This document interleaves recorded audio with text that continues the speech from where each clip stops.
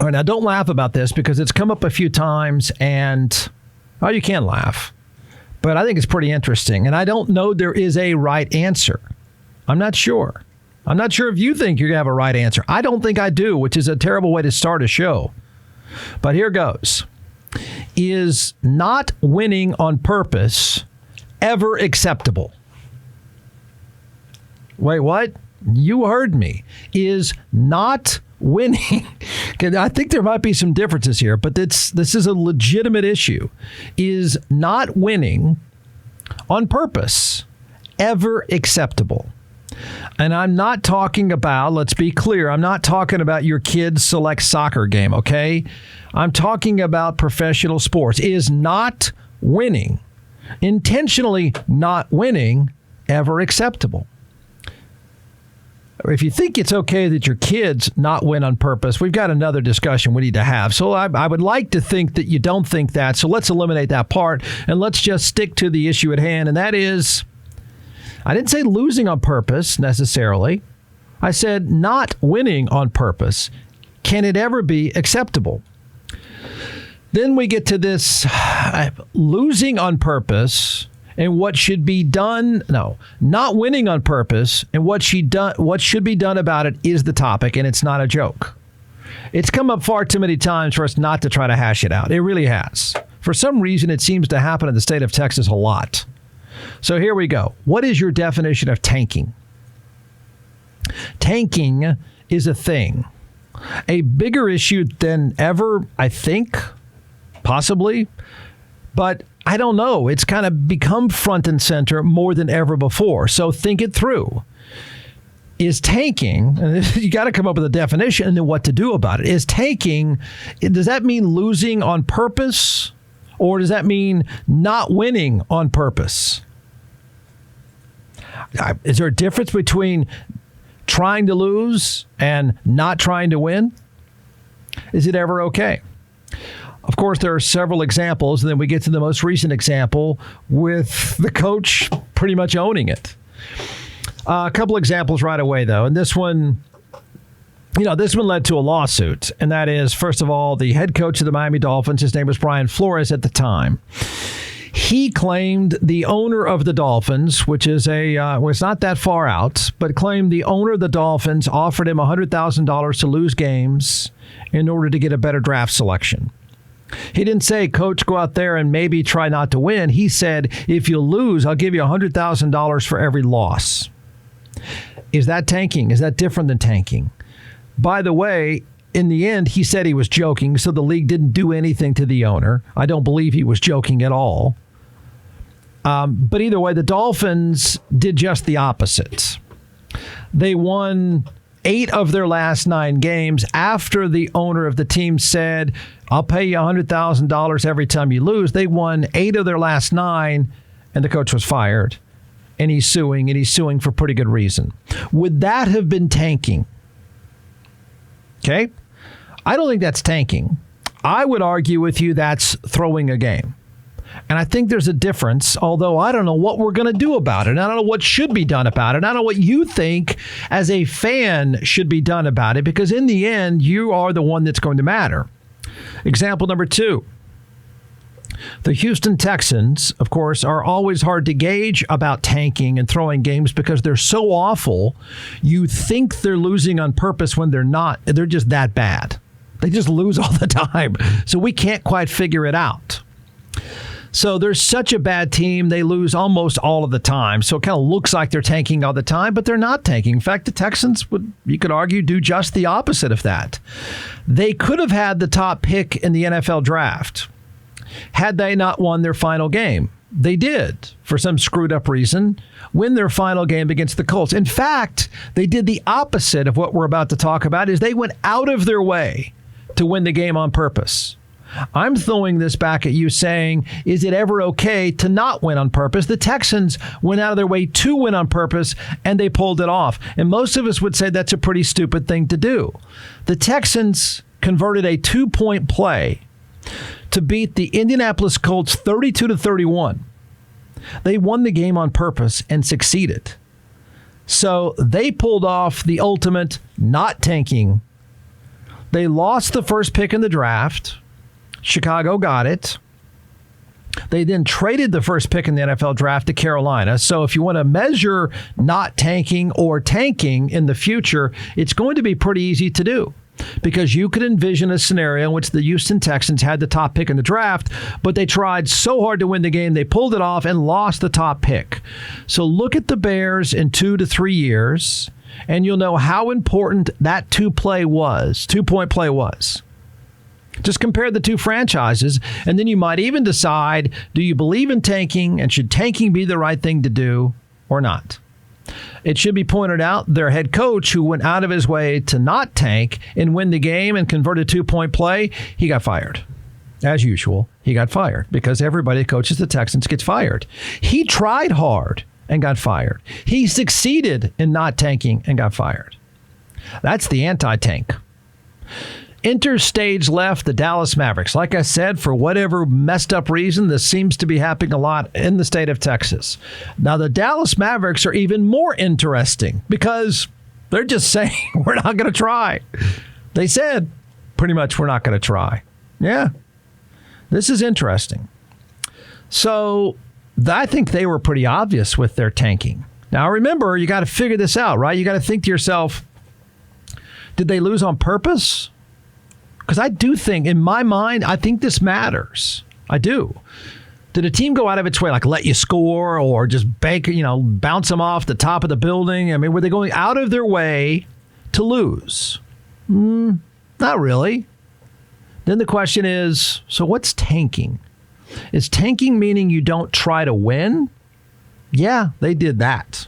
They clearly tried not to win. I don't know if you want to call that trying to lose, but I know this. They did not try to win, and they succeeded. Yeah. So they were obvious with their tanking, but there was a twist. Is tanking losing on purpose, or is tanking not trying to win? I've already said I think there's a difference. Now, what you want to do about it is the billion-dollar question. The Mavericks didn't lose the game on purpose the other night, I don't think. Sort of, kind of. They just didn't try to win. Their coach, Jason Kidd, in one of the most bizarre and awkward moments, maybe, I don't know, maybe you don't think it's awkward, admitted the plan came from his bosses. The plan seemed to be, he didn't have to say this, but I'm going to say it for you. This is what I hear. Maybe you hear something differently. By the way, if you're saying, well, Jeff, why would they have tanked? They went out of their way to go get Kyrie Irving, and they were trying to win. Well, no, they weren't in the end, because conveniently it gets them a better draft pick if they don't make the playoffs. Okay? The NBA playoffs last like the next 8 months. So the Mavericks, I think, didn't try to win. They succeeded. They lost. And their coach seemed to own up to the fact that we weren't going to try to win. Yeah, I think we can start backwards. I think understanding our record or being eliminated isn't something that we want to be at, and we got some work to do this summer. But understand things happen. It wasn't our season. We got to learn from this, and we'll get better. The first part of your question is, those guys in the locker room, they were pros. They came out and did their job. Everyone played, and we played our young guys a lot tonight. And so, understanding we didn't win the game, but those guys played hard, and they put themselves in a position to win that game, and we just came up short. How hard is it to stomach basically waving the white flag to end the season? Just understanding it's not so much waving the white flag. It's, decisions sometimes are hard in this business, and you have to make hard decisions. And we're trying to build a championship team. And sometimes you got to take a step back and of understanding.